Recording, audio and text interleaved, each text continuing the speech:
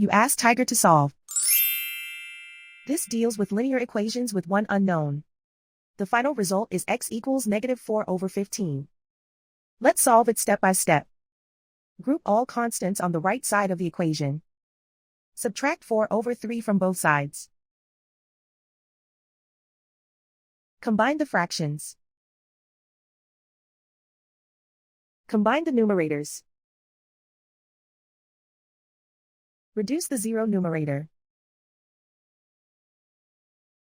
Simplify the arithmetic. Find the lowest common denominator. Multiply the denominators. Multiply the numerators. Combine the fractions.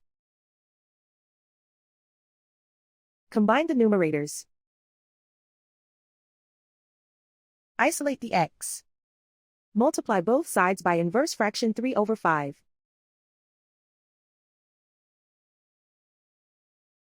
Group like terms. Multiply the coefficients. Simplify the fraction.